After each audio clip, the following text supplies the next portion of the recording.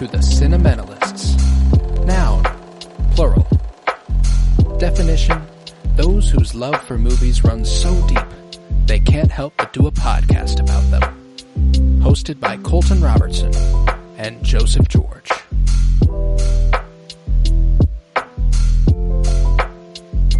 Hello everybody and welcome in to the Cinementalists. Today we continue our top 100 favorite films of the 2020s, and we are reaching where it gets hard. It gets really difficult here. Zoink Scoob. It's bad. We are in the 30s, which makes this part 7. We've got 7 and 8 out today, and we're in the final 2 weeks. In the final 2 weeks of January, this is where things get hot. I am Colton Robertson. I'm joined by Joseph George. What's up, homie? Oh, what up, what up? Always a pleasure to be here.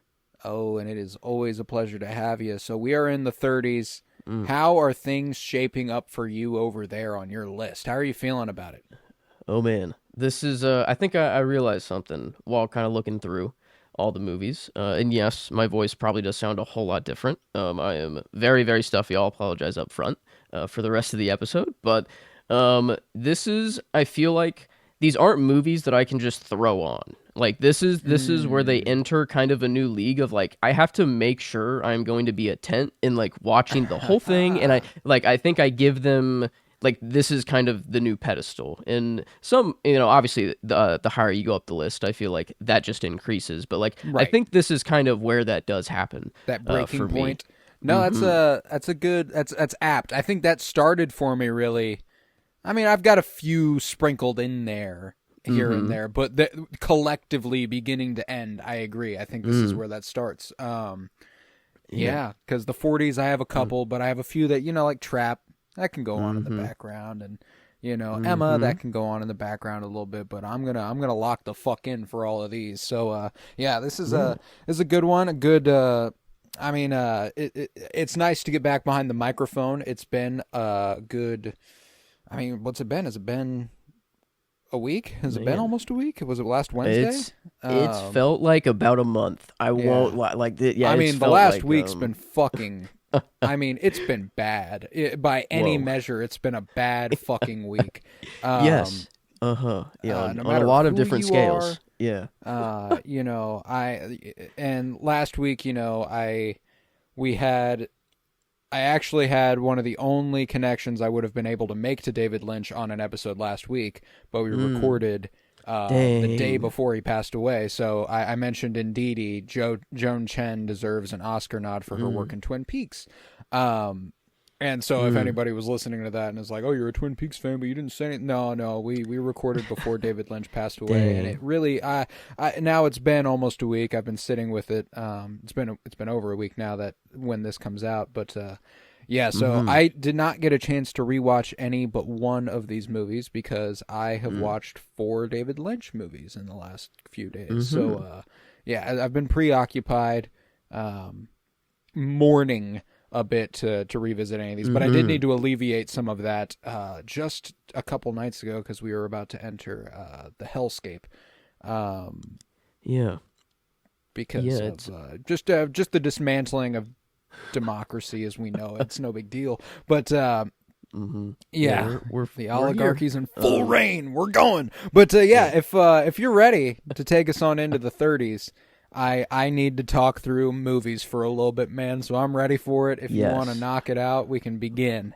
Well, damn. Well, we'll only, I mean, maybe I could not start it off with the worst movie after trying to forget about what's about to happen in the world. But this is, it's one that at first I was really, really high on. And then I'm like, I thought about it. I'm like, maybe that wasn't as good as I thought. But then the more I think about it, it's actually rising back up. So I don't know really what I think about this movie. But it came out this year. This one was Gladiator 2, kind of the fall of the Roman Empire and such. Well, I guess not really at the end, it kind of, I don't know. It's definitely bad shit was going on, but they agreed to not fight, at the end. So it was all... And, these ancient Romans, not even they are doing the Roman salute. So, it is what it is. Oh, yeah, we've gone backwards somehow, even further back in time than that. But no, I thought, it was definitely not quite the first Gladiator. I think that one, it just kind of has a different feeling it's to an it. air of its own. Yeah, Yeah. yeah. But I mean, I wasn't totally disappointed. And here, I love Denzel. Clearly I not. thought You got a top 40 yeah, here. Yeah. that's true. Yeah, and in this, Denzel was. I feel like he was just having a blast on this movie. Oh. I don't know. He was kind of the thing that kept me in it, kind of most of the time, and just laughing and sticking with him. But his character was really interesting, kind of just chaos in a human. The dude he thought he had a mission and whatever. But then I don't know. The story was cool. I think what I liked the most about the movie is just how beautiful it looked, and just like It's a good looking just one, yeah. in a theater too. I think that helps, with any viewing.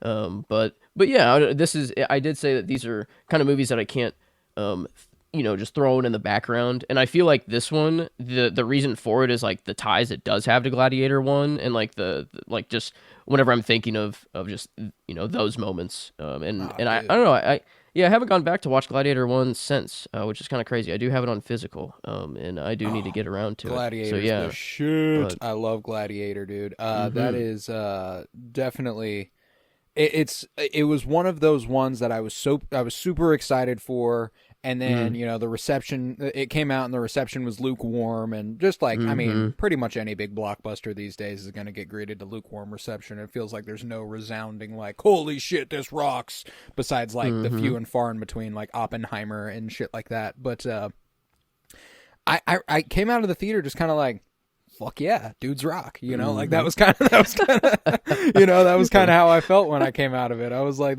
Paul Mescal, hot. Let's Ravi, the dude he clearly had sexual chemistry with, but they didn't do anything about it. Cool. True. Yep. And there's I really wish that some real world stuff hadn't interfered with the way the movie did unfold, and maybe it did, maybe it didn't. But May Kalamaui, the chick who was in Moon Knight, and she got her own little, like, she was an original superhero in that show. She's in that movie. You might have missed her because all of her scenes are cut. I was gonna say, I'm like, yeah, wait, what? I'm like, did I just completely? She's forget? in the background of like one scene. She's like one of Denzel's wives, I think. But she was originally supposed to be like the lead actress in the movie.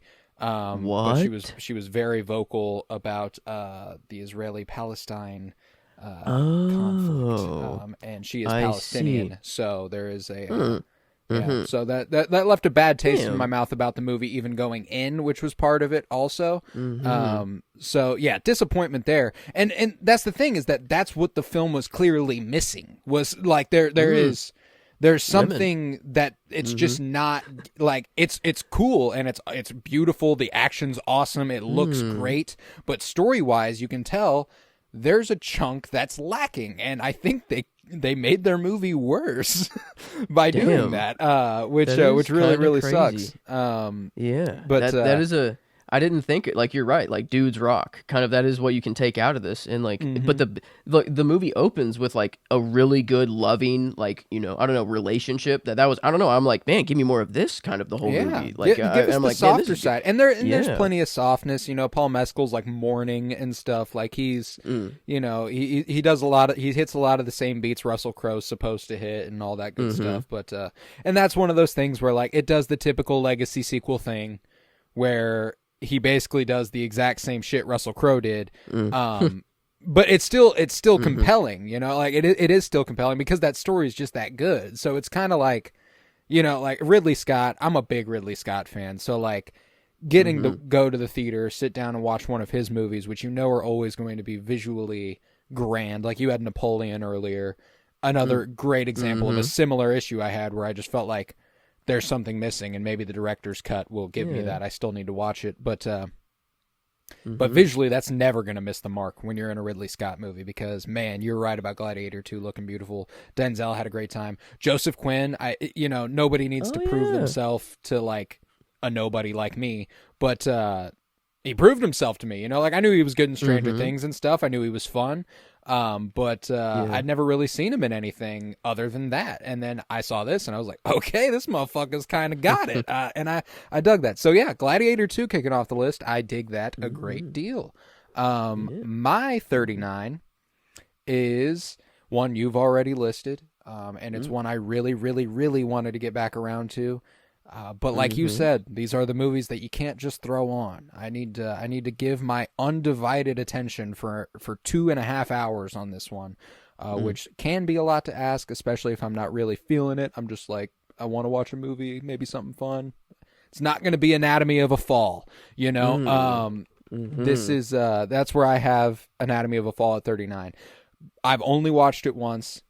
It's probably one of the only, I might only have like 3 or 4 movies left that I've watched one time on the rest of this list. You know what I'm saying? Like, and for it to be top 40 off of one watch, it's kind of wild, you know, which does give me a lot of faith that it would rise if I did give it another viewing.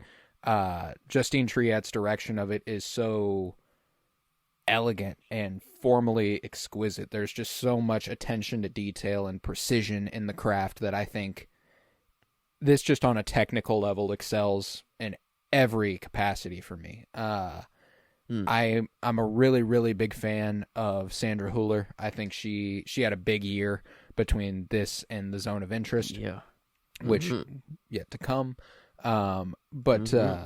Yeah, she's an incredible actress. I look forward to everything she's doing, and just the emotions she was able to channel, the ambiguity she's able to charge you with, like the moral quandary this leaves you with, where like you get to decide whether or not she did it, and the way you lean ends up making you think it says something about you, and that's cool, you know. Like I really appreciate a movie that'll make you feel like it's up to you, and then what you decide actually matters, you know, like it matters which way you lean and which way you believe. I think that's a really, really interesting touch that I don't get out of a lot of movies. And the more I talk about it, the more I'm confident, like absolutely confident that if I had rewatched it, it probably would have gone higher. But, yeah, no, I mean, Sandra Hüller is incredible. I loved Swan Arlad, the lawyer. I think he was incredible. And then when you brought it up, I did mention that Milo Machado Graner gives one of my favorite performances by a child ever. But yeah, dude, another one that like I didn't appreciate how gorgeous it was at the time, and I bet I would appreciate that a lot more now. Because we were just greeted with so many visual spectacles that were like, oh my God, this is so grand and beautiful in a big way, but this is just intimate. And I remember this one sequence specifically whenever Milo Machado Graner is on like the witness stand and the camera is traveling with him. He's like looking around and the camera is like going behind the judge and the lawyers, and it's like voyeuring around the room. And I just remember it being really, really impressive. And maybe I'm misremembering, but I feel pretty confident that was a pretty sequence that I think I could get with a lot more now. But yeah, Anatomy of a Fall, great movie. Oh, got it at 39. Yeah, I saw a take that they put the scene of whenever she kind of just goes off on her husband and is like, yeah, like I'm not to blame, you know, actually, like it's, you know, you're that scene, which they were crediting Sandra Hüller of like, hey, damn, look at this performance here. But then they said, yeah, if this was said to me, I would jump out of a window to make my wife's life harder. And so, I mean, I don't know, like, I still don't know, like, fully what my take was at the end. But I feel like I thought she was innocent. It was my gut in that maybe she drove her husband to do it. And that might have been the ultimate reason that he did, but he was the one who made the decision. Is my gut at least, but man, no, this is no, and that's the thing is that I don't even really recall what I felt immediately, you know, and like I'm a big believe women guy, so I was just kind of like, yeah, he probably just jumped, you know, but just principally he probably jumped, but another thing specifically about that scene is that obviously Sandra Hüller, and I don't want to leave him out because he's also great in that scene. I believe her husband is Samuel Tice. Sorry. Okay. Oh, yeah. French folks don't know how to pronounce your name. Yeah. Theus? Yeah, Theus. I have no clue. The husband's Samuel. His name is also Samuel in the movie, so I'm gonna go with that. The scene, and her name is Sandra. That's perfect. So Sandra and Samuel are doing that argument and everything, and obviously they have to bring it to life as actors. They do a great job bringing it to life. But the screenplay is so fucking sharp. Like, it is so well written that it feels almost like, while they have to do a lot of heavy lifting, it's a lot easier when you have the words on the page that are going to come to life like that. It's really impressive. And if I recall correctly, this might have won the Oscar for Best Original Screenplay. Yes, it did. It beat Past Lives, which would have been my only hang-up. Damn. But this is just that sharp. It is that good that I don't have any complaints about it beating Past Lives. Like that's. But I do love the movie, so I had to have it, and I got it down here at 39. Okay. All right. Well, moving on to 38 here. It is one that you said already as well. And I don't know. I guess it just kind of fell here. No reason of why it's above Gladiator or why it's below the next one, really, but it's Avatar: Way of the Water. Yeah. And I think I don't think I got to see this in the theater, now that I think about it. And maybe that's why. Maybe if I did get to see it in the theater, I'd feel a little different, and I think that's not really a detriment to a movie if it doesn't look good in better in a theater. I think that's just for any movie. If it is of high caliber, it is going to be a better experience in the theater, no matter what. But this one, I thought, at least from the first movie, was a lot better of a take on kind of, the Avatar race and just the stories that you can play with it after kind of being white saviory, after that kind of shell broke and realized that. But here it was, I don't know, it was very, I thought, a creative way to kind of bring back, I forget his name. I always think of him as like a G.I. Joe guy. He just looks like the most G.I. Joe kind of fucking dude. Quaritch, Miles Quaritch. Yeah, thank you, Quaritch. Yes, Stephen Lang, I guess. Sorry to just call you a G.I. Joe, I guess, but he does look a lot like a G.I. Joe. That's fucking yeah. I don't. That's the only thing I can think of, and it's from the first movie. His outfit, the clawed on the, his scars, everything about him is just kind of, I don't know. Yeah, standard military, cookie cutter military man. Yeah. Yeah, but to kind of, I thought that was not the coolest part of the movie, but like a creative way to kind of bring back the same villain and be like, oh, well, he doesn't remember how he died, and then he gets to remember, he sees how he died and like crushes his own. I don't know. I thought that was pretty sick.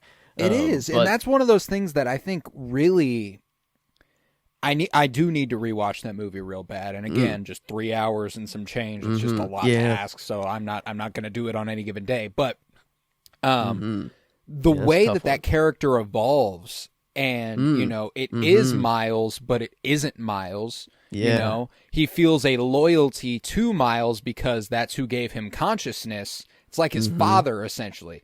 But, does he have to be the same? And, like, by the end of the movie, you feel like that character's exploring that a little bit. And I really appreciate that. And that's just, like, the antagonist side of the story. But, like, exactly.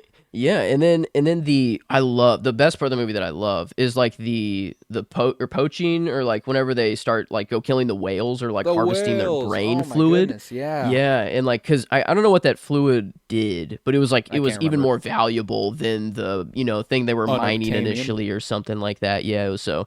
So I don't know. I thought that was like a perfect. It's not just a mineral in the ground. I think it still works that you're destroying the earth and everything like that, but like. The scene I remember was like a mother and a like son, or I don't know, like just a whale, the whales. I don't know, a mother and daughter or son, whatever whale, and I think they killed the son, if I'm right. Like I don't know, but they saw their dead parent or son. I forget which one died, but like and then the eyeball. Like I remember looking like it was like the shot of the whale's eye. And I was just like, oh my God. I'm like, holy shit.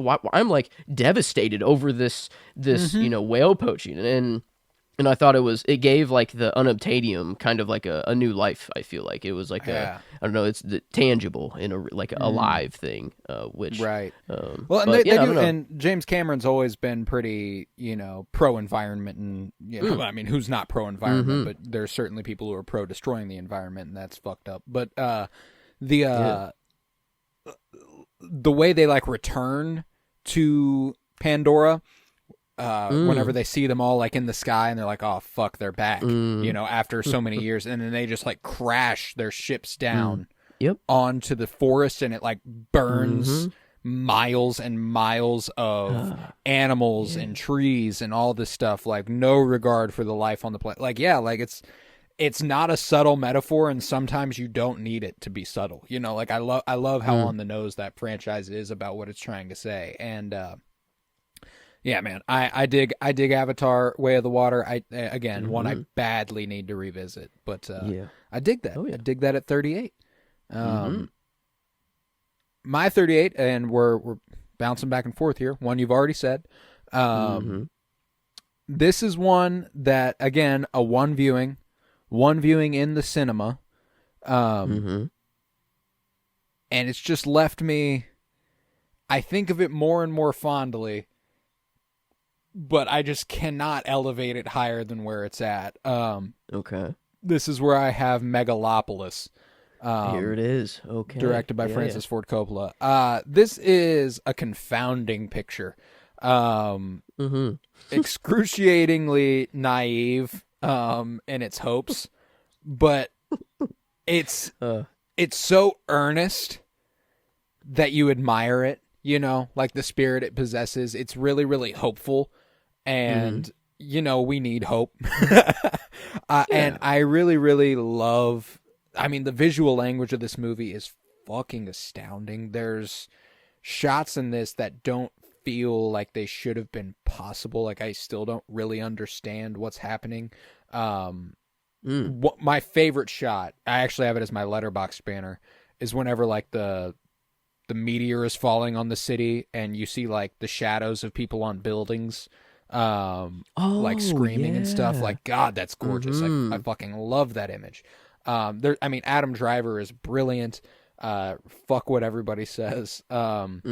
Natalie Emanuel has a excruciatingly tough job in this movie, because she is the closest thing we have to an entry point in something that is so impenetrable that she has to be the normal person in a really unreal setting, and therein it feels like her character suffers for it. So she does everything she can, and I admire that. Giancarlo Esposito's great. We have Aubrey Plaza as a character named Wow Platinum. Let's fucking go. She fits right in. Yeah, I don't know. She's just perfect. Just outstanding. Lawrence Fishburne narrates. Jason Schwartzman is straight out of a Wes Anderson movie in it. It's. I really, really admire what was done here. I don't really. My Letterboxd review, I think I literally started by saying, this isn't brilliant. It's by no means visionary, but it's goddamn provocative. You got to respect the effort. You got like the idea. I don't know. The like, vision. There's something there. It's just, it's there you go. Vision. That's a lot better. It's chaotically indulgent. It's grand as all fuck. It's almost indecipherable. And if you just surrender to its current, it demands constant engagement. Like, you are locked the fuck in for the whole ride, regardless of whether or not you want to be. And I think that that's interesting, So, like, I find the movie fascinating more than I do good. That's there's something to be said for that, So I've got it at 38. I want to rewatch it real bad, but I just haven't had the chance. But 38 Megalopolis. Okay, definitely in that tier of, you have to pay attention if you do put it on, but not necessarily because you want to, because if you don't, then you're even more lost. You're lost. What experience have no is fucking that? Clue what's going on. It's just chaos. It's just chaos, man. Okay. I do like it though. I do like the way it makes me feel. Not too far off. I had mine at 42, so like I know it's pretty close, a lot lower relatively, I think, for like your list. Yeah, the comparison. But man, okay. It off the first viewing, it was a lot higher, and then like I thought about it, I'm like, okay, no way, I can say that it's better than Avatar: Way of the Water, or yeah, like so. I don't know. There were some certain movies that I don't know couldn't do. I mean, I just put it above Anatomy of a Fall, which feels awful, but it's we're here. I literally have it right above Anatomy of a Fall too. That was my 43. That's weird. That's actually real. Why we both were just like, you know what? A little bit better than Anatomy of a Fall, you know. But I mean, hey, that's what it movie makes you feel. It's weird. It just gets you. It's weird. I don't know how to describe it. But yeah, what was your 41 out of curiosity? Guardians of the Galaxy Volume 3. So okay, well that was at like 90 for me. So we're the streak's done. It's dead, but we're good. We're good. Yes. But okay, yeah, there we go. Megalopolis. A complete opposite. This is more very, very close. I don't know, just very real story here, down to earth. A one viewing. I haven't gone back to it, but I don't think I really need to either, which is kind of a weird thing. But it's Nomadland that came out in 2020. Good old Chloe Zhao and Frances McDormand. You know, I feel one of the goats. Yeah. Was this on the This was on the 52-year journey. Yeah. This was our 2020 movie. So I'm like, I knew we covered it, and I'm like, okay, I think my brain isn't really functioning fully right now, anyways. But no, this one was. It was a. I don't know. I have always kind of had this urge in me to kind of build a small ass house on wheels and just go. And this was kind of like, if I have to, I don't know, go job to job. Yeah, I don't, maybe be set first, and then do something like that, not have to like have this be my lifestyle. But I don't know, kind of, if you do, not care about material things and like you do just care about the journey. I don't know. I thought it was a beautiful, different perspective on life. Oh, it was. Well, it was cool. All the different circumstances people were in to end up in this nomadic lifestyle. Like there were people who were there just cuz like that's what they wanted. This was the lifestyle they loved leading, they have homes to return to, they have places to go back to. Like it's not like it was, they have family who loves them and will take them in and all that good stuff, but they choose to be on the road, they choose to live their life that way. And I think that's really fascinating. And I love the not mockumentary, because some of them are real people who actually lead that life and they're not even acting. It's bizarre. I loved the approach to that movie. Damn, that is kind of crazy where you can have a scene where it is very real people that live this life. And like, I feel like the one I remember is like a campfire. They're kind of going around in a circle, just telling stories. And I feel like that one was just like real people kind of telling their stories, and they turn the camera on and I don't know, just let them go. And then you're back into the movie, which is like it's not real, but it is real at the same time. Like this might as well be a real human, like a real story. And yeah, it was just beautiful to look at too. I love, I think people of this life, I feel like they have an appreciation for nature, and just like they stop their, like I love whenever she just like is on the road or something and she just stops her car just to kind of like take in the view or look at the landscape and stuff like that. But yeah, I don't know, a beautiful movie that again, I have only watched it once, and one that I can't just throw on in the background. If I do watch it again, definitely, I don't know. I remember just it overall was sad, I feel like, more than anything, but there was this satisfaction. I don't know, like it was a satisfying. It's sad weird. watch. I actually very specifically, and this is the benefit of having covered it, I remember very specifically how I felt. Because I even remember the circumstances in which we covered it. We watched the movie thinking we were going to cover it the next day. Something happened and we couldn't discuss it for a couple days. So we had to sit with it. And I remember being very glad we got to sit with it, because my initial read of the movie was that it was devastating, that it was a sad, sad story. And then I remember sitting with it kind of like, nah, fuck that. Like that's what she does. That's what she's claimed. That is her, like, and there's an admirability, I guess is the word I'm looking for, something like that. There's something to admire there. And I remember respecting it more than anything, and benefiting from a couple days removed. It's I also have not revisited it. I don't think I ever will. And not because it's Yeah. not worth revisiting. It's just one that I got what I needed out of it. You know, it was a great viewing. It won Best Picture, so like there's that. It's a Best Picture winner. You might as well try to knock out all of those at some point. Actually, there's only one 2020s film that won Best Picture that I have not watched. And it was the 2021 winner called Coda, which is pretty unanimously considered a bad Best Picture winner. Okay. At least from what I've seen. But yeah, never watched it. I probably will at some point. But yeah, no, Nomadland, man. That's Frances McDormand is one of the fucking greats. She is so incredible.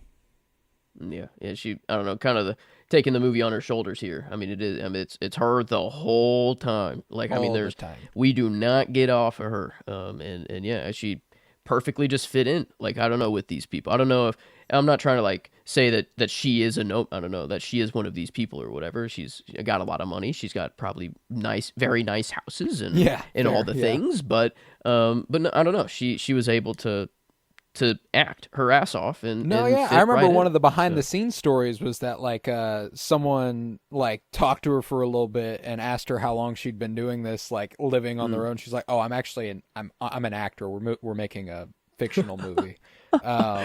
Dang, yeah, that's man. Yeah, how long have you been part of the lifestyle? Oh, yeah, like I'm she's actually a so millionaire. Immersive that she actually like she did live like this for as long as they filmed the movie. You know, she didn't travel with the equipment and everything. She traveled in her little fucking car and she did that shit. Yeah. So like, I respect the method to it. But hell yeah.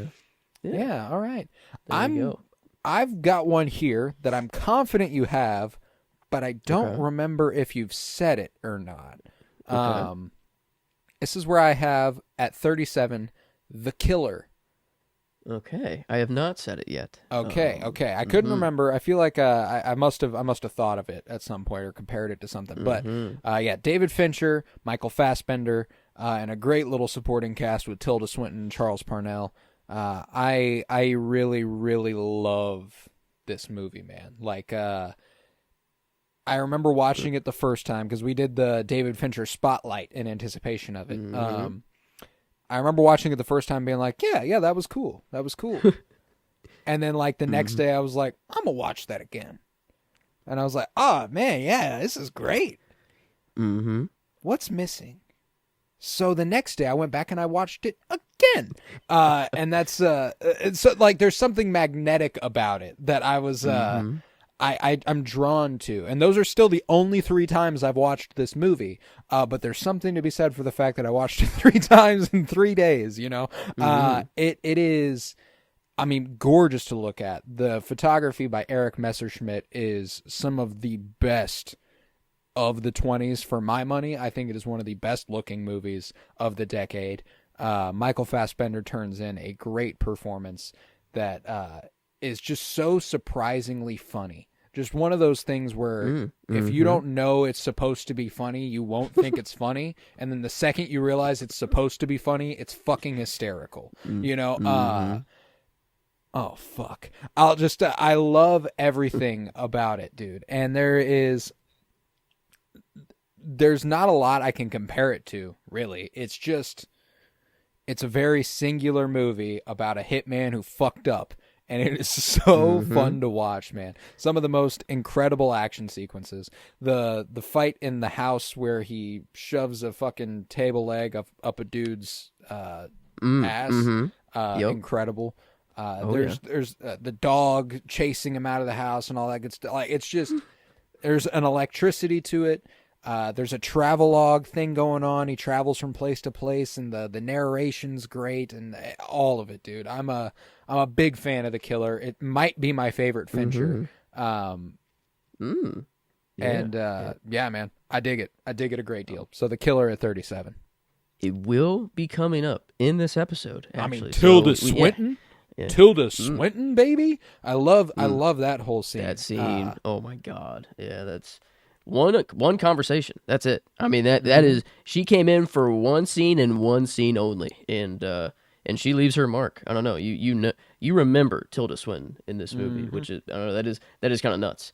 And but man, yeah, I had the same viewings. Like I remember I watched it only twice when I'm looking at my activity.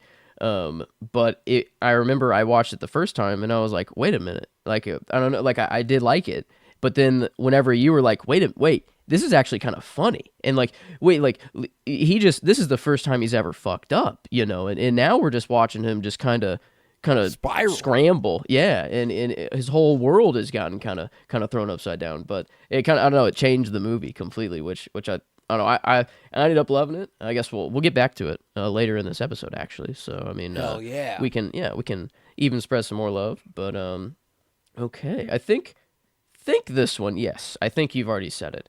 36, and this is a guy, oh my god, one that I think, yeah, I only have watched it once, and this one I do need to rewatch, one that definitely needs the attention to be paid, and that's The Green Knight, 2021. Good old Dev Patel, man. This I just I don't know, this man, anything he's in, I'm probably gonna like it. Like even Chappie, Chappie's not the greatest movie in the world, but man, now I watched it and I liked it because I was the young audience that it was going for at first, whenever it first came out, and then now I like it just because like Dev Patel's in it, and I can watch a younger And Dev he's good. Patel. Yeah. I mean, and it's got Sigourney Weaver and Hugh Jackman, and like it's fun. It's fun. It is what it is. But yeah. The Green Knight.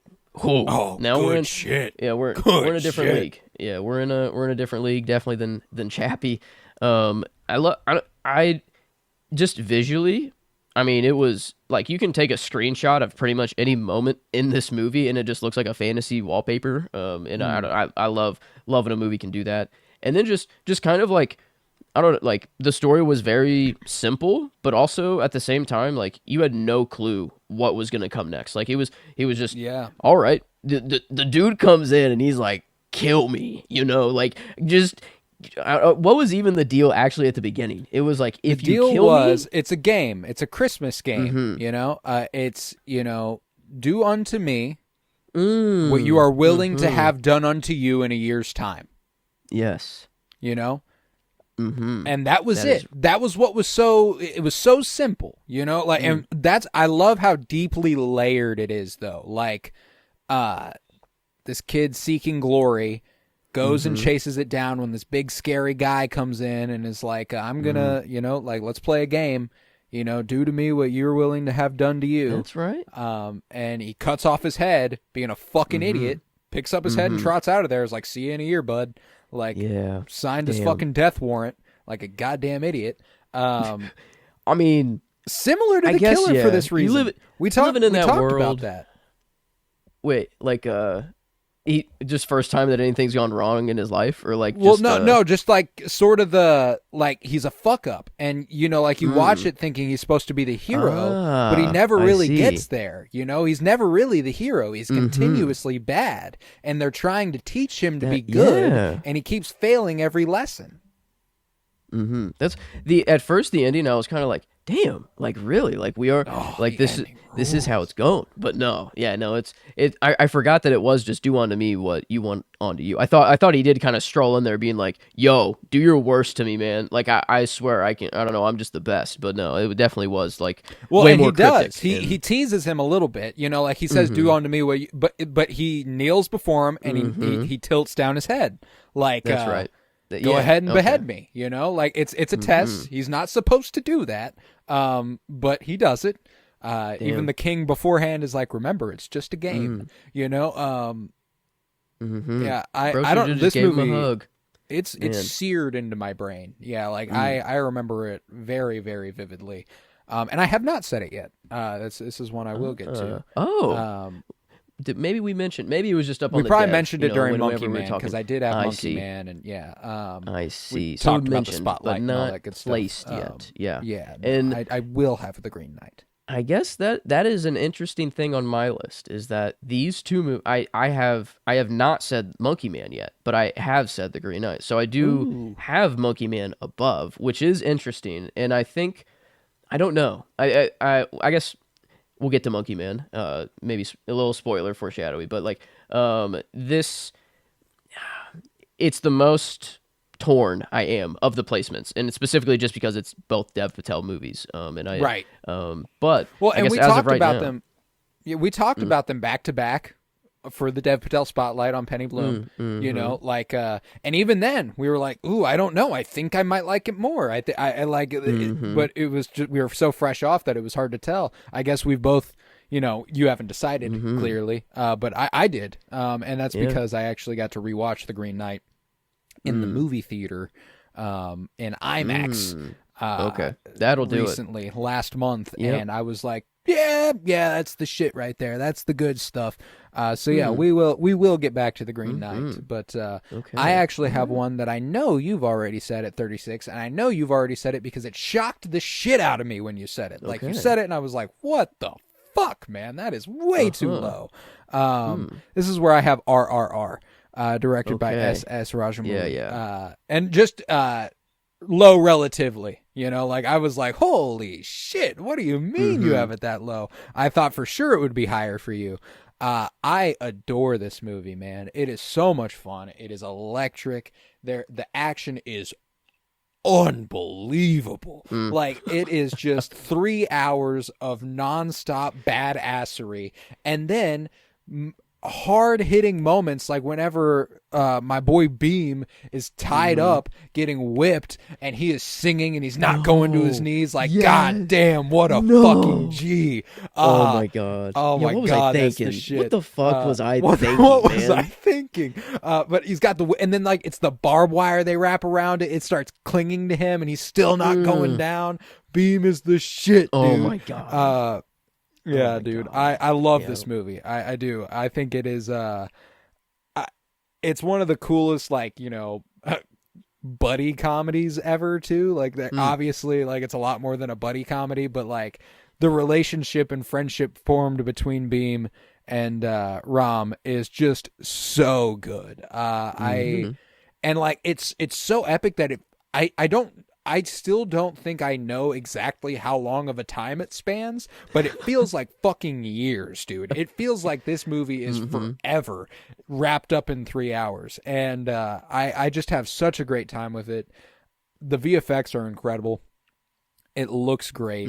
The action's electric. The performances are exceedingly good. It's romantic and it's sweet. It has a lot of heart. It understands what's good and what's bad. And I love that. So RRR, I mean, I think it's a great deal of fun.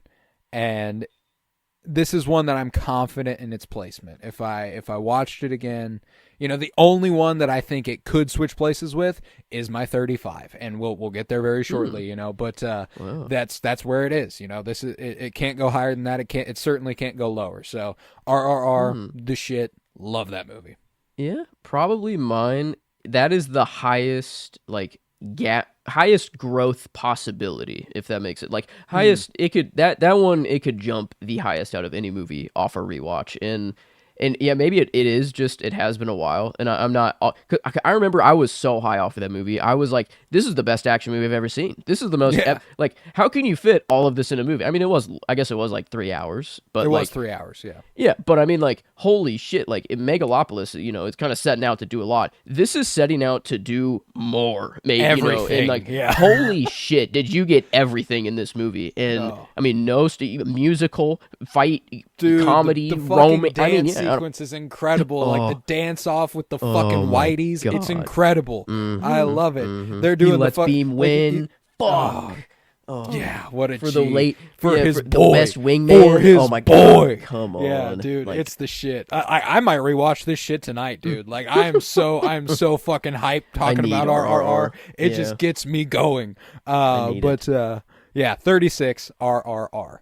Okay, well, not too far off from where you had it, but we return to the killer for 35, and I realized that when I said Spider-Man No Way Home, that this was the last of 2 comic book movies yet to come, but I forgot this one is technically a comic book movie. So I was wrong there, but not traditional comic book in the sense of not one of the big 2 when you think about it. But no, it was, I don't know. I remember, like, the philosophy, or kind of the morality, of his mindset at first is kind of, I have no empathy. I am just a killer. I'm just doing what I do for the money, blah, blah, blah. And then kind of the whole rest of the movie, it's like, no, you're not operating under those things at all anymore. Like you are, like, I don't know, it's weird that he like, he just slowly becomes more human. And it's like, you would think, I mean, maybe he was human before he decided to go down this line, and obviously he became the monster he is. But now we're kind of seeing like the opposite end of like Right. a person who is already, Unraveling.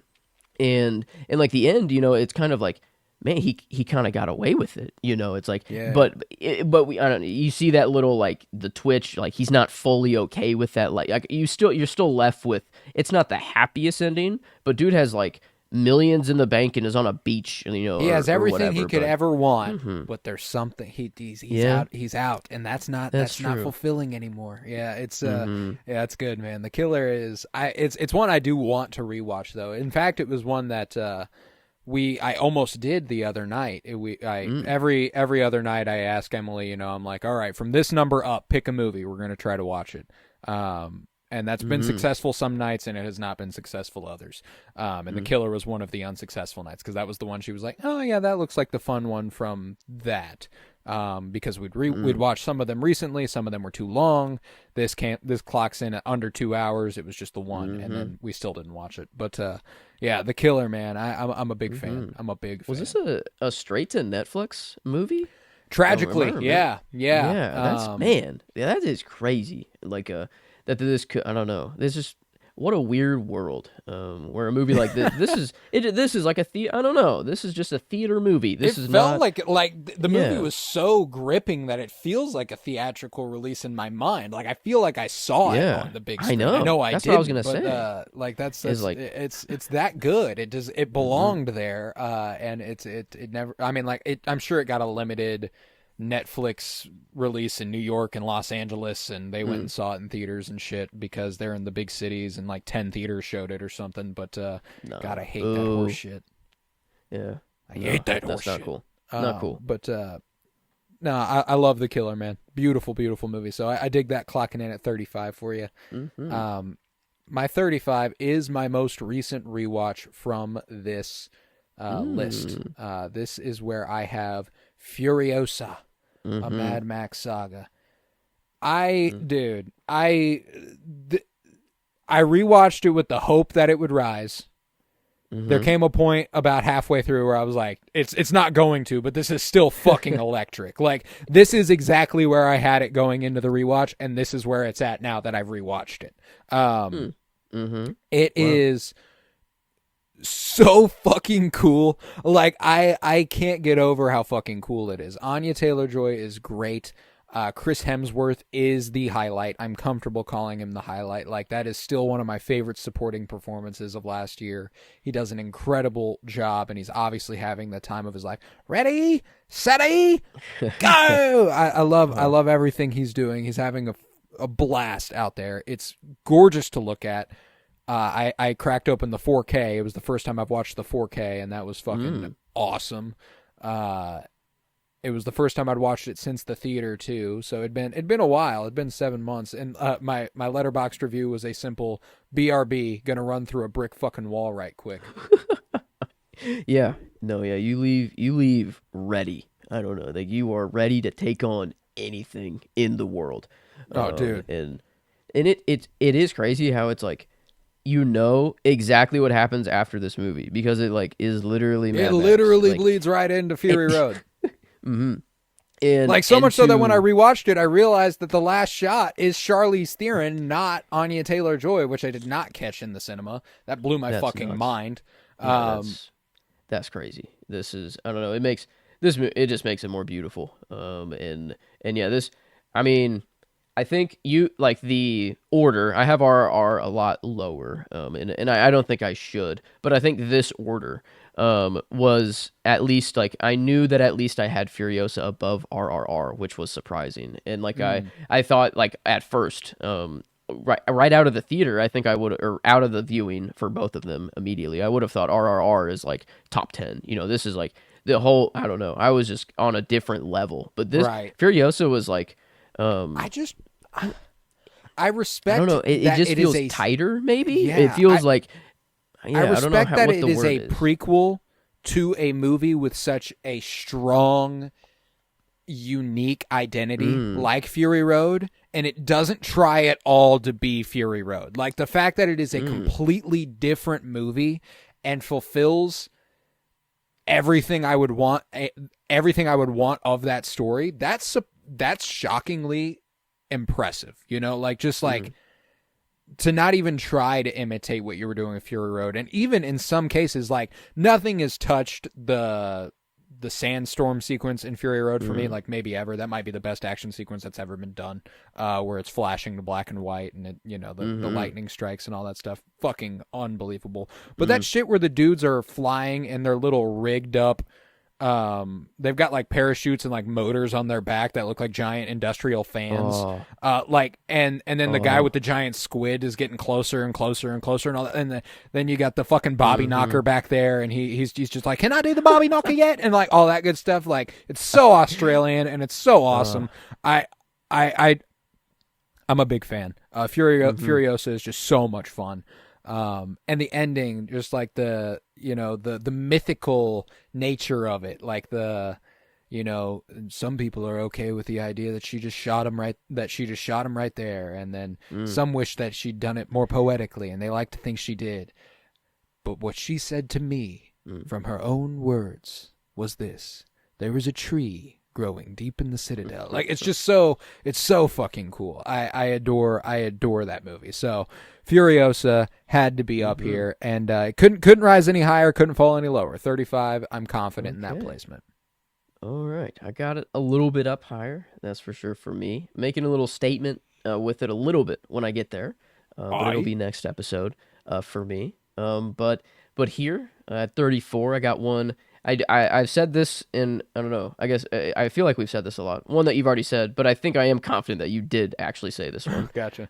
This is Soul. A good I did. old Pixar, good old Soul. Man, I can't believe I forgot it on the last list that we did.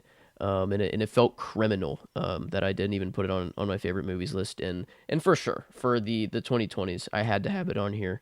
And one again, it felt like this is the recurring thought that came back to me of like, man, yeah, like maybe the reason I haven't rewatched it is because I know I need to be locked in for this, and I know I can't just treat it as like I'll throw on Soul or I'll throw on Nomadland. Yeah, I don't know. It's just not a thought that I don't know. I have to put the time out for this one, and it's just out of the Pixar movies. I think this might be two for me all time Pixar wise. So Wally's kind of my tried and true. I'll Mm-hmm. never leave Wally. I'm a Wally truther till the day I die. Toy Story comes close just for the nostalgia Yeah. and everything. But Soul, Toy man, Story as far as 2. like That's my this, shit.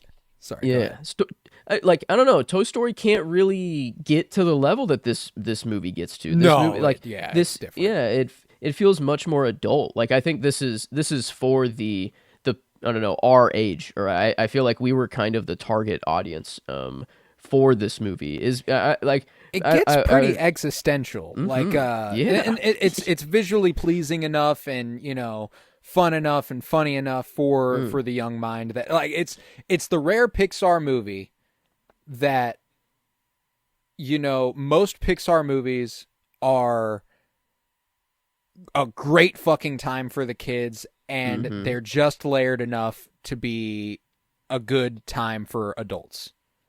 This Yep. one feels like it's a great fucking time for adults, and it's just simple enough to be good Yeah. for kids. Like it is. Wow. It's like a perfect mirror of what the typical Pixar movie is. Mm-hmm. Wow. Yeah, I like that. I don't know. That's a perfect way to put it, and I think that's why. I mean, it's up here with really good movie. Like I have it above Mm-hmm. Avatar: Way of the Water, and Yeah. Right. I don't know. Green Knight. That one's the one that's sticking out to me. That one's the one I'm like, damn. I said it. It's kind of in stone now. I can't do anything about it. But Right. whoa, I'm looking down, and I'm like, ah, man, damn. But no, Soul. At least I don't know. It's close. I love Soul every time. I don't know when they get in the I don't know what do they call it. Not the zone. Just Well, Flow state, no. the flow It's state, maybe yeah. different for everybody. Maybe they don't have a name for it specifically. Well, Actually, yeah, they say like what happens when you get into the zone. mm-hmm. This is where you go. So I think I think they do call it flow state actually, Okay. but Yeah, I love me some flow state. I don't know. I. I don't know. I love whenever you're just like you're grinding and you enter a flow state and then like you mhm. come out of it and you're just like no, and you can't do anything to get back into it because then you're thinking too hard. I don't know. It is Yeah, just something it's that is meditative. yeah. But man, yeah, I don't know. I got one that I desperately do need to rewatch. And I know that I'll love it just as much as I do. But one that probably couldn't climb a whole lot higher. Like the movies I do have above, like I don't know. This is definitely in a different caliber. So, but for right now, it's chilling right here at 34 for me. All right. All right, I like it. My 34. Mm-hmm. Now this is tough. I have a tough time with the order here.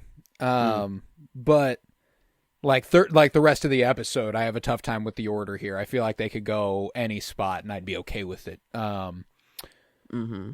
My 34 is where I have Poor Things. Directed by Mm-hmm. Yorgos Lanthimos, starring Emma Stone. This is one that I am blown away by visually. I think it is just a gorgeous movie to look at.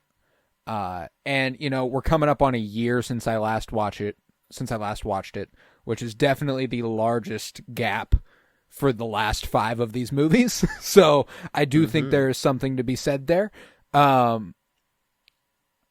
There's a decent chance if I rewatch this one, it would shoot even beyond the rest that I have in this episode. But I know that Emma Stone is incredible. The direction is wonderful. I love the art direction. It is just beautifully done, production design wise and cinematography wise. Just everything is. I mean, costume design, makeup, and hairstyling. Everything about it is gorgeous. And it's so inventive and exciting and unique and fun and dark and sad and fulfilling. It's everything. And I think that I desperately want to rewatch it as soon as possible. And I love it. So Poor Things had to be up here, comfortably higher than everything I've had below it.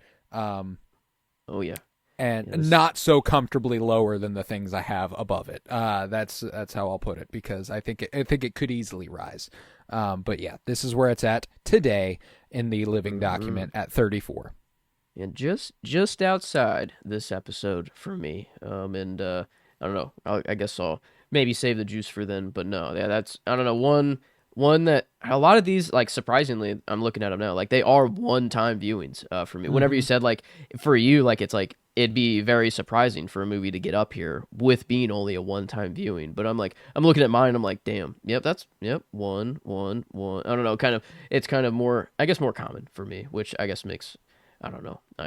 You did get a lot more in. I'm jealous of the movies that you got in. That's for sure. Like I wish I could download the movie knowledge, but I don't know. That's part of you got to experience them. I don't know. You can't just Okay. Well, can't I do counted it out, including the 2 I said earlier.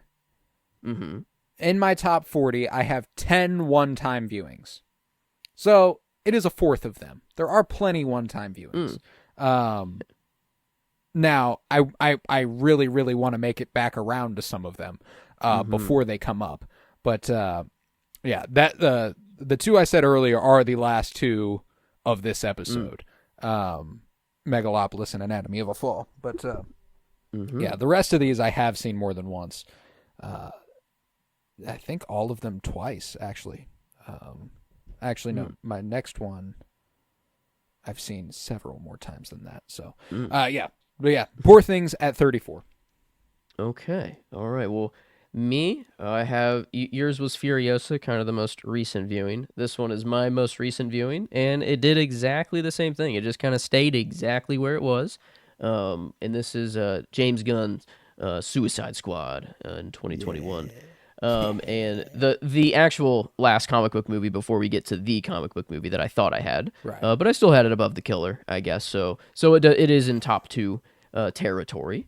But no, this one I remembered that I didn't love it as much as I do think I do now. Like I'm becoming much more of a James Gunn fan recently, and I was surprised that I'm like, oh wait, like I thought that this movie was gonna drop. If anything, I thought I was like inflating it a little too high, or like I don't know, I wasn't gonna feel the same way.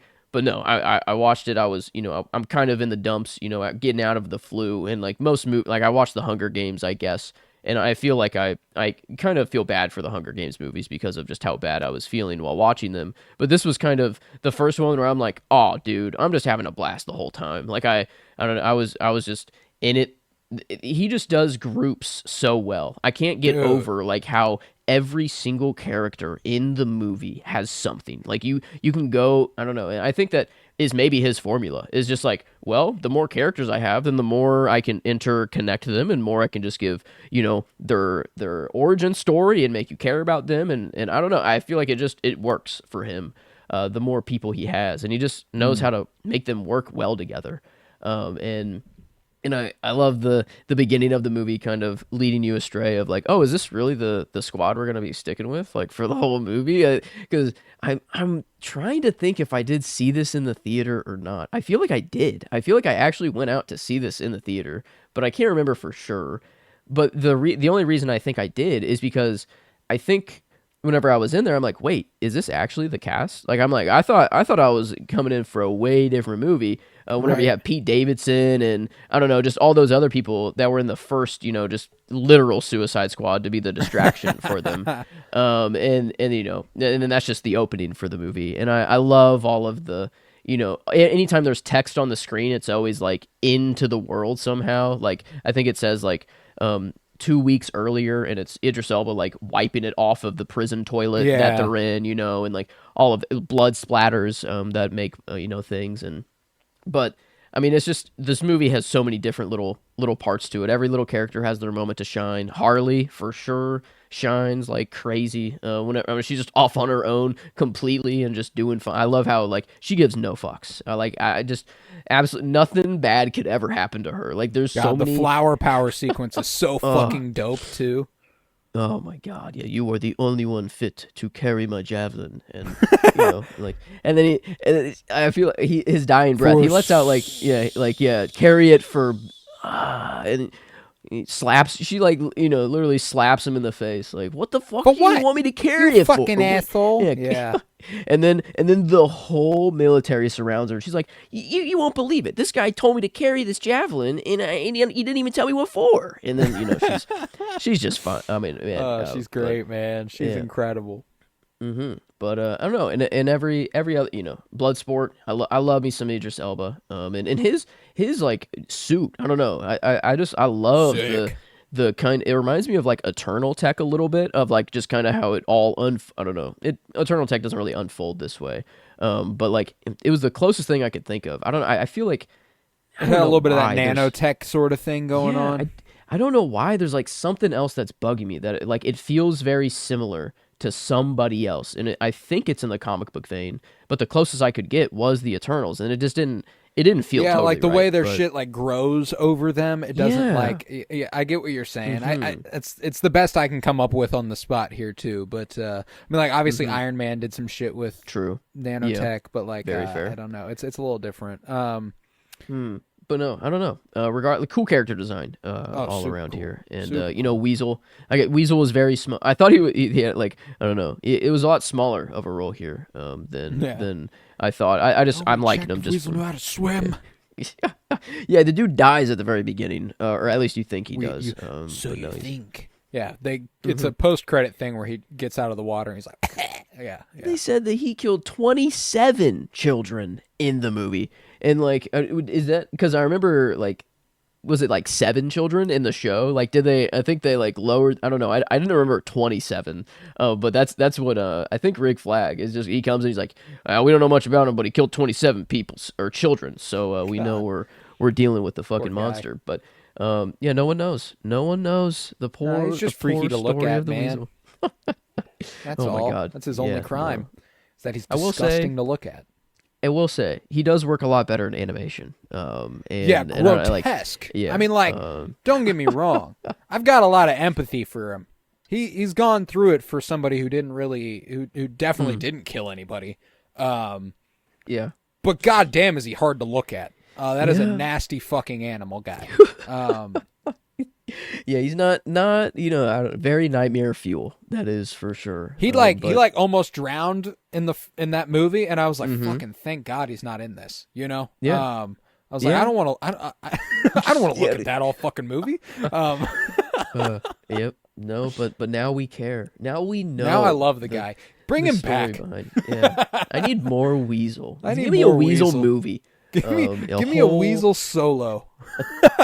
That would, I don't know. That would be nuts. I feel like it might be coming. It could be cooking up in this DC. Probably not. I don't think we'll see the day. I don't know. I don't put it past James Gunn. I won't. But I won't doubt the man.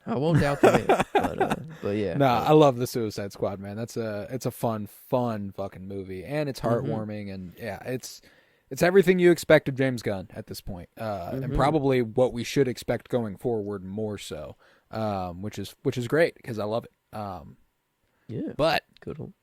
My 33 is one that you have already said, and it's one that you've already said this very episode. This is where I have The Green Knight, directed by David Lowery. I adore this thing, man.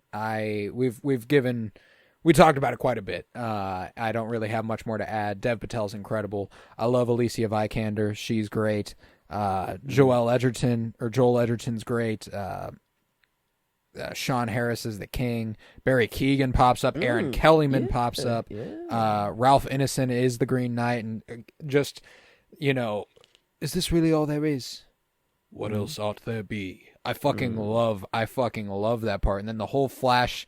He pussies out, and then he realizes what he's got to do, and then, he takes off the sash, he sets it down, and he goes, all right, I'm ready. Well done, my brave knight. Now, off with your head. I fucking love the ending, dude. The ending is one of my favorite endings of any movie, and seeing it on the big screen was special. It was special, man, and in IMAX no less. It was incredible. I got to show Emily the movie, and she was floored by it. She loved it. But yeah, we've kind of done it justice. I love how layered it is. I love how many, the first time I watched it, I immediately watched it again. The credits rolled, and I was like, nope, 2 more hours. Let's go. I felt like that again when I watched it in theaters. Like, when I watched it in theaters, I was like, I feel like I need to watch that again. Like, there's just something so gripping and so magnetic about it that you just want to keep coming back to it. And The Green Knight, man, it is so good. So, had to be top 40 here. Got it at 33. All right, let me ask you, if The Green Knight gave you the proposition that was laid before good old Dev Patel, what would you do? I wouldn't fucking kill him, man. I don't want to get killed in a year. That's fair. I mean, he didn't know he was going to pick up his head and then be like, hey, actually, I can't die. The game was, he's got to be a little more analytical than that, bro. Because here's the thing. That's true. This is not some fucking guy. This isn't just some dude who was like, do unto me what you done unto you in a year. No, this is a dude who looks like he was carved out of a fucking tree. I'm not assuming bro operates within the same limitations as we do. That's fair. I do have to deal a blow with a weapon. I'm gonna give him a little slice on the arm, just like a little cut, like barely a nick, bro. Slice was an exaggeration. I just want to have boop. That's it. That's right. He did have to land a blow. I guess he did have to land a blow. Yes. He did have to do something. But he did not have to cut off his fucking head. That is... Damn, what if he just started roasting him? He was just like, you, I don't know, just verbally landed a old blow, tree motherfucker. Yeah, it's, just, I don't know, but, old Shel Silverstein looking ass, you the giving tree. That sort of vibe. Man, but you're right, that he wasn't just a dude that strolled up in there. If it was just some guy, I mean, even, it might be harder to cut off his head at that point, but at least then I would feel a little bit more secure in the fact that I wouldn't be dying in a year. You know what I'm saying? That's true. Yeah. And it's not even like he was like, do this or else I kill everybody in this room. It was just do this. Yeah. Dang. That's Wow. That's he really why just it's sort wanted of his like moment. a fable, man. Yeah. That's why it's elevated. It's not just a normal, like, that's why, like, you know, me doing this is, it's completely pointless because it's supposed to teach you that lesson. He was never supposed to cut off his head. Like, that is the point of the movie, is that he shouldn't have done that because it's not honorable. And then everything he does after that, he keeps proving that he's not honorable, and he does that until he learns what honor is. And I think that is, and what is honorable is realizing he did what he did and he must face it. You know, like that's the shit. So I love it. The Green Knight rocks.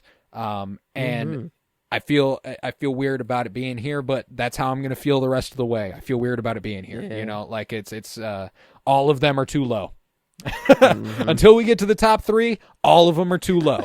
That's how I feel about it. But yeah, 33. Okay. All right. 32 here. We'll take a little break from Dev, I guess. But we'll get back to him though this episode. But this is where I have Glass Onion by Ryan Johnson. Good old sequel. Not really, you know. Kind of. I love that it doesn't even have. You know, you don't need to watch the first movie at all. Like these are just movies that they can keep pumping out until time runs out. I don't know. Just let's keep doing them. And I will say I do think I like the first one more than Glass Onion.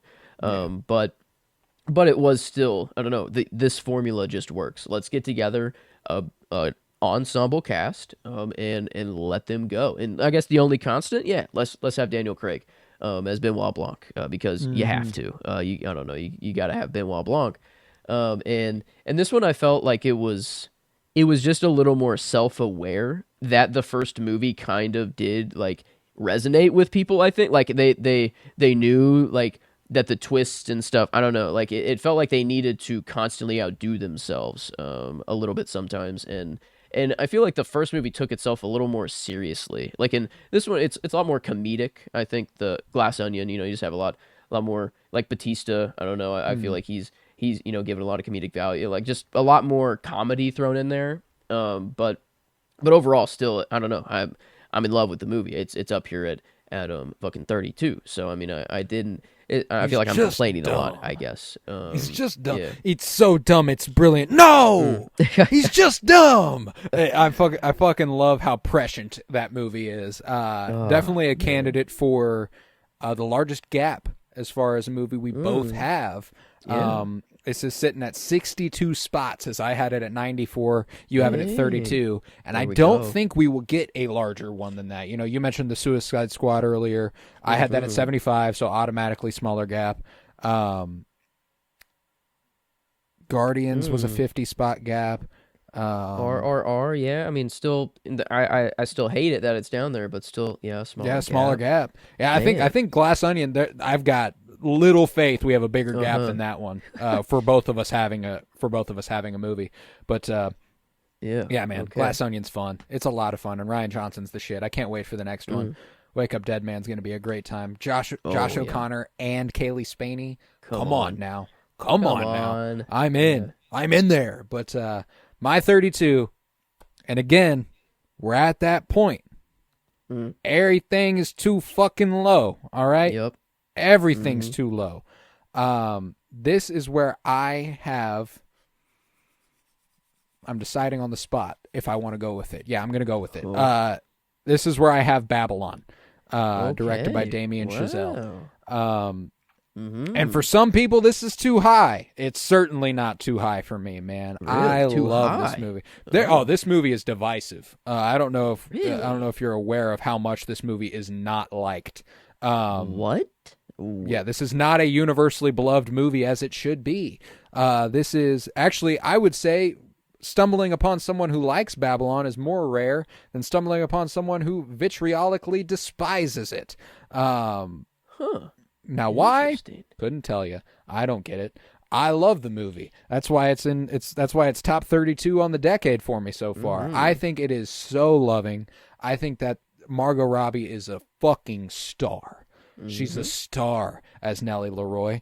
I am so disappointed we have not seen more Diego Calva yet. I think he is electric as Manny Torres, one of the best pieces of the puzzle in this movie, if not the best. I mean, You got Brad Pitt in one of his better roles. There's just so much to love. It's beautiful to look at. The score is insane. The score. Yeah. The score. Man. The score, dude. Justin Horowitz went fucking nuts on that. Should not have lost to All Quiet on the Western Front. I will never get over that. Damn. If it was going to lose to anything, it should have been The Fabelmans, and The Fabelmans score shouldn't have beat it. So, like, it should have been Babylon for the best score that year. But, I would have taken Everything Everywhere All at Once. There were a lot of great options that year, and All Quiet on the Western Front was not one.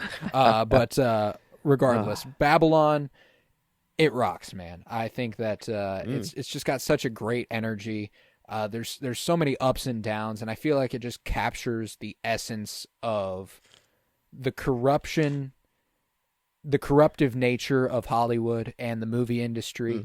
And it really captures why it's all worth it, in a fucked up way. Like, not that all the strife and terrible things that happen in Hollywood are justified because of what happened, because of what they put to the screen, but the screen allows you to forget all the terrible stuff happens. Like whenever he's watching the montage, whenever he's watching the movie at the end, and he starts to cry, and he sees the future of movies, and he sees where it's going, and he has this giant smile on his face, even though this shit ruined his fucking life. This shit destroyed him when he was in it. He cannot help but love this shit. And I think that is just that's pretty all-encompassing, I have to imagine, for a lot of people who enter the movie industry. At least any story I've ever heard feels like that would be pretty all-encompassing for anybody who entered the movie industry. And I don't know, that's another one where the ending just wrecks me, dude. Like like in the flash to, like, everything that happened in the movie, and then all the movies to come, and all, it's just like he's getting a glimpse of why, and I think it rocks. I love Babylon, so I got it at 32.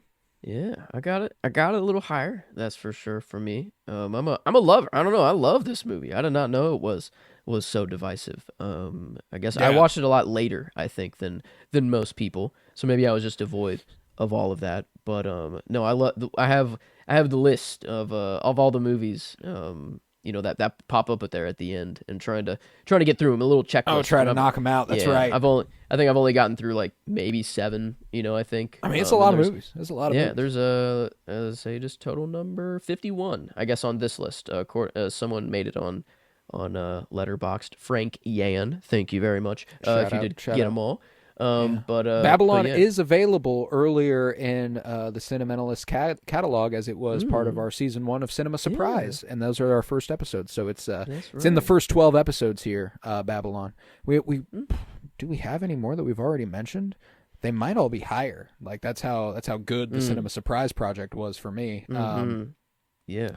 Yeah. Okay.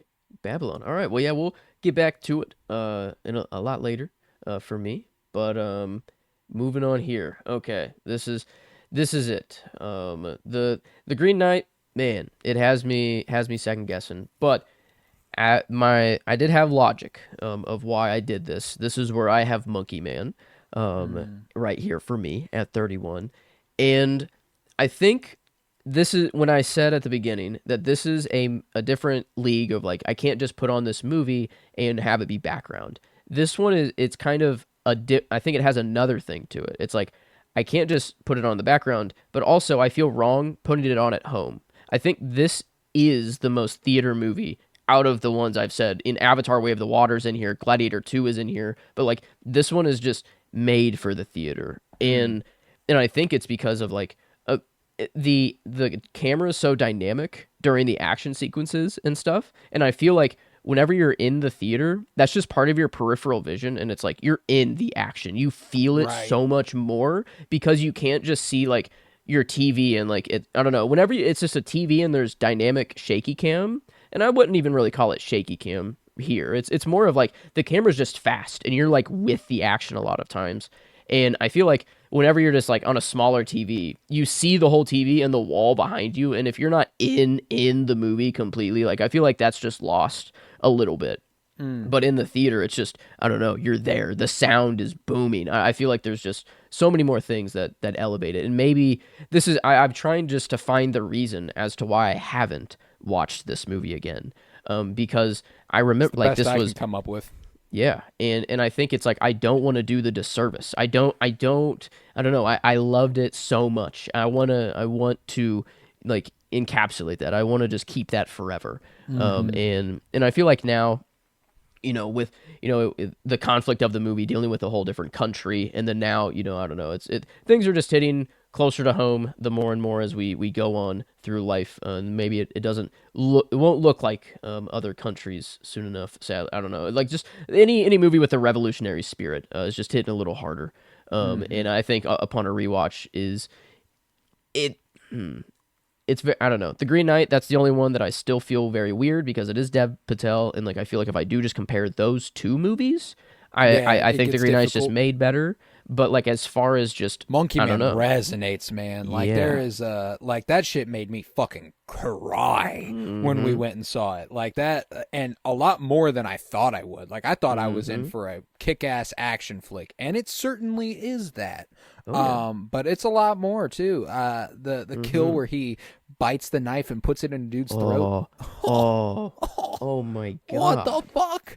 I love it. Training sequence. Oh my god! Talk about wanting to run through a brick wall. I mean, this was like 36 chamber, a Shaolin with like I don't know. It was just there was so many different things just kind of going on here, and I was just like, oh my god! Like this Rocky in there. Yeah, Creed. And yeah, we we did a whole spotlight on the guy. I mean, everything was. I mean, the momentum. I mean, it was large for this movie. It was a lot of excitement going into it. But yeah, I don't know. One that I do feel bad that I haven't rewatched, but also at the same time, it's like I don't know. I would like to watch it. This in a is one where again. It's like the one viewing is the one viewing because it was the pinnacle viewing. Like I don't want to. You're right. Like I don't want to touch that. That was the best, and that's that. I love that. Yeah, that's a good one. And I got one at my 31 where my theater viewing is still the pinnacle. Okay. However, I have revisited it multiple times. And now this is one I know you have much higher. Ooh. What's a Bad Miracle? 31 is where I have Nope. Yeah. Nope is the shit, dude. I love this movie. I think it is electric. It is so much fun. It is so ominous and thrilling, and seeing it in IMAX theater was special. That it was special, man. So I'll save the juice for your episode because I know you'll love it. And we also have a whole episode coming out on it in less than a month on February 7th. That's how we're kicking off February. That's how we're kicking off movie coverage again after this project. We are returning with Nope. So I'll save it. Jordan Peele's the shit. Daniel Kaluuya the shit. Kiki Palmer the shit. Ooh. Everyone involved rocks. So that's a cool connection. Didn't Jordan Peele kind of save Monkey Man from being a Netflix straight to Netflix movie? Yeah. He did. He was like, no. He's like, absolutely this gotta not. go into the fucking theater, bro. Good point. Yeah. Good point. Yes, Okay. he did. Love me some Jordan Peele. So I don't know. Maybe that's why Monkey Man had to fall here. It was the Jordan Peele. The number. Jordan Peele connection. 31. Yeah, what's I don't know. I don't know what 31 means. Miracle. But yeah. Okay. Yeah, definitely we'll be getting to Nope. That's for sure. And obviously the episode too. But a little later for me. That's for sure. Yeah, but I figured such was the case. But how are we going to round out the episode? And before you do, let me tell everybody about the giveaway we've got going on. If you would, head to Blue Sky at Colton Robertson. There you will find as my pinned post details on our giveaway. We are giving away a Criterion Collection Blu-ray edition of Certain Women and Paris is Burning. You may also win a patron status membership for Letterboxd, which is a great fucking investment. I will pay for 1 year. That's $50, by the way. It's no small thing. You should absolutely enter the giveaway, and the way you do so is subscribing on the Cinementalists. I've already got a couple people who are like, I deleted YouTube. I don't like YouTube. Is there anything else I can do? I worked something out with them, so if you don't want to do that, hit me up. We can figure something out. Subscribe subscribe anywhere. Provide me proof you subscribed somewhere. Just subscribe to us. I'd appreciate it. YouTube preferred, but anywhere will do. And then you have to download at least one episode wherever you get your podcasts. That is how you automatically get entered. There are caveats. You can get extra entries, and we got somebody with auto downloads turned on, so they've got over 40 fucking entries in this shit, or 30 entries in this shit. They're looking like a heavy favorite to potentially win all three things. So you gotta scoot on over there. Go ahead and download every episode. Give him a run for his money. Shout out Zach. But yeah, it's something you got to check out. I'll leave it at that. All the details on Blue Sky at Colton Robertson. Check it out. It's my pinned post. Do with that what you will. How are we rounding out the 30s here at 30? All right. Kind of maybe not another connection to note, but another kind of a spectacle movie. A monster, a big spectacle for the movie. And man, I already had a few of these movies on my list before, but man, this one's in a different league. This is Godzilla -1 for me. And oh my God, was this movie epic? And the ending is whatever. It's kind of, not as much of a, what am I thinking of? Anya Taylor-Joy. Oh my God, it was literally on my list, and I literally. Last Night in Soho. Thank you. Yes, Last Night in Soho. It's not really that much where the ending kind of... No, it's literally 5 seconds. Yeah. Yeah, it's just like, okay, come on. Like, really, the post-credit scene is what kind of made me had a bad taste in my mouth, but no. Yeah. Like, and even then, it's not a bad taste. You're just kind of like, oh, all right. Really? I guess that's what we're doing. Yeah. But everything before that, oh my God. Like, this, it made... like a much more human movie rather than focus on Godzilla, like focus on like the spectacle. And I think like, I don't know, at the beginning, like the attack, you don't see the full, thing at first. And you see like, I don't know, little parts of it. And it is smaller at first. I don't know. I feel like it does grow throughout the movie, but like I feel like they I don't know, you're wanting to see it. Like it's not like fully there, the wide shots, given to you. But then once you do get there and like once that moment is reached, you're like, no, wait a minute. No, I don't want Godzilla to destroy these buildings right now. Like right. I love these people too much. Like they made me care for them too much. But in the other movies, I'm like, whenever like Godzilla's on screen, I'm like, all right, dude, go for it. I'm like, I want to see what you can fucking Let her do. rip. Yeah, that's funny. And I guess maybe the only thing I can attest that to is like this. It made me care about the humans more in the movie. Like I think the people in the other movies are just like, I don't know. It's like a super top scientist in the field, and they're expert in this, blah blah blah. But like these people these are just boots on the ground. Yeah, man. yeah. And I think I don't know. And the like we were at home, like this guy's home for a long time, and it wasn't even his wife. I feel like they just met each other randomly, and she had a kid, and like it was just stumbled into like this, I don't know, kind of family, and I'm like, man, this movie is not going at all where I thought it was, but I was loving it. I'm like, no, I'm like, I'm glad that we're actually going Great here. movie. And then Great movie. And I feel like a thing that blows my mind is like the budget of this movie. I like the fact that like you have comic book movies that are costing $250 million or things like that, and then they come out looking like they do, and then you have a movie like this that I don't know. I feel like it was in the like, I don't know the exact number.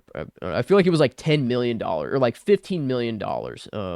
But it's just insane that you can have a Marvel movie with all the money in the world, and I just don't know where the money goes, I guess, for like movies anymore. Whenever like this can be made and win I don't know, 15 million. What the That's fuck? crazy. Yes, 15 million. I mean, that's still a lot of money. Don't get me wrong. That's like boatload but of money. relatively though, you're right. It's not a lot of money when it comes to making a blockbuster that is a visual effects spectacle. Yeah.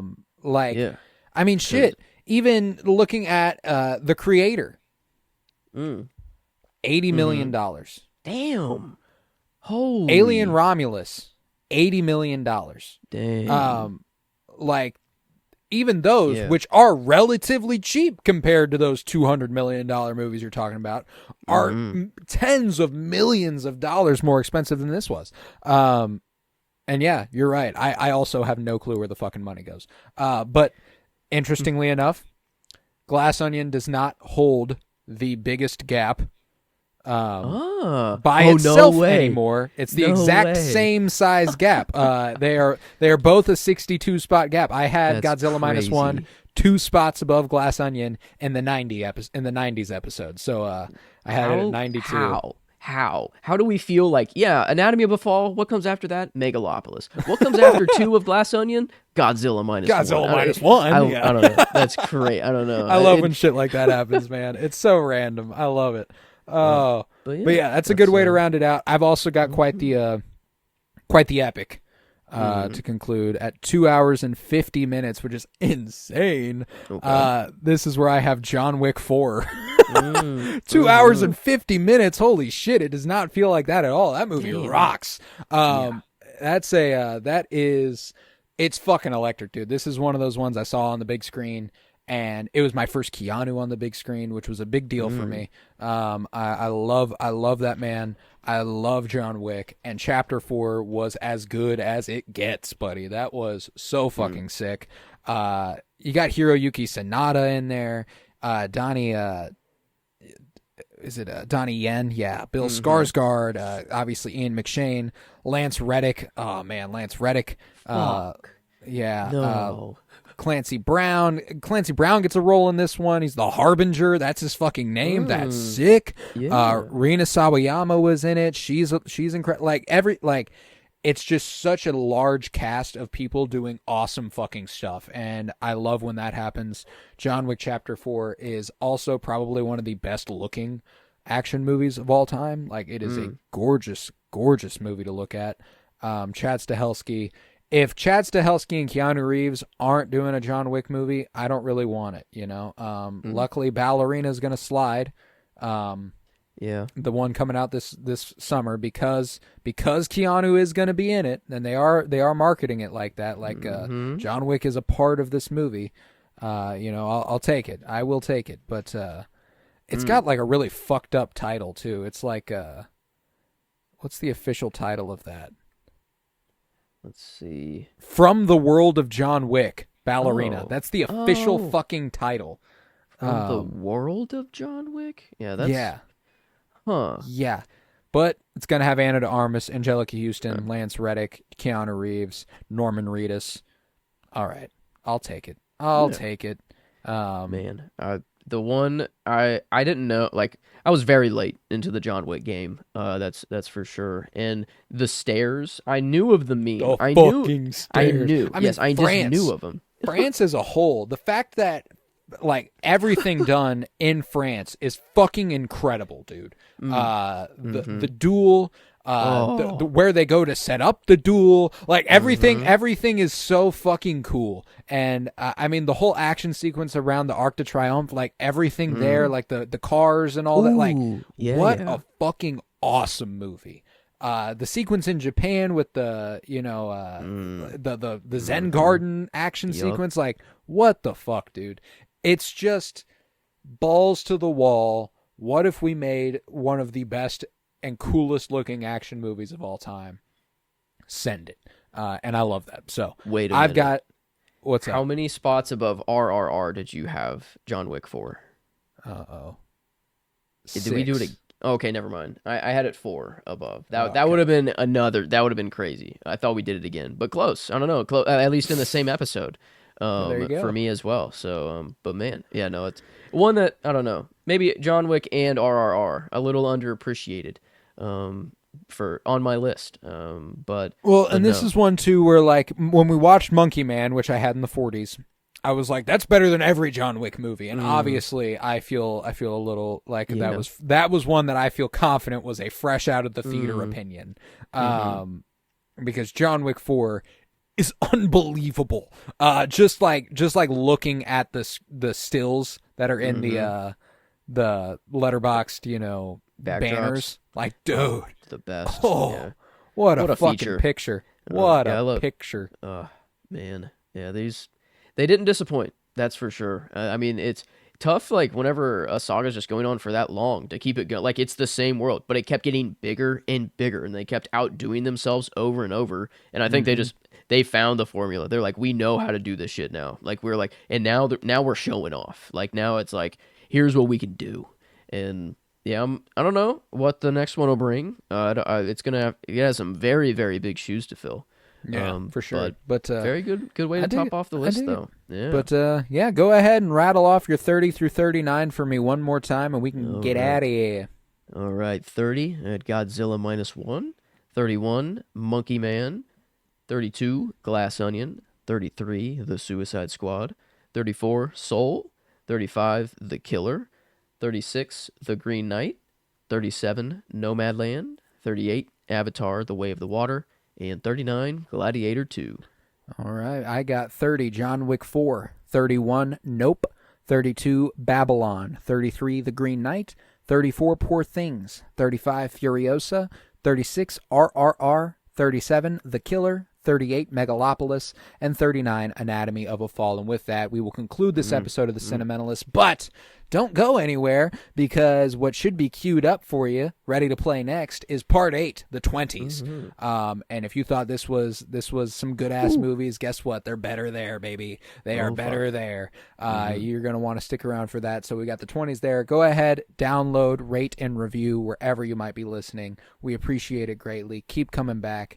Like I said earlier, Nope will be our first movie back on February 7th, but we've got 3 more parts. 3 more parts after this, and one of them is available today. The last 2 are next week, so you got to be there. But yeah, with that, I was Colton Robertson. I was joined by Joseph George. Thank you very much, Helmy. Oh, thank you for having me. It's always a pleasure to be here. Oh, and it's always a pleasure to have you. And everybody go ahead and catch a Dev Patel film, why don't you? Either The Green Knight or Monkey Man. He seemed to be the common denominator this week. So Dev Patel movies, baby. Check them out.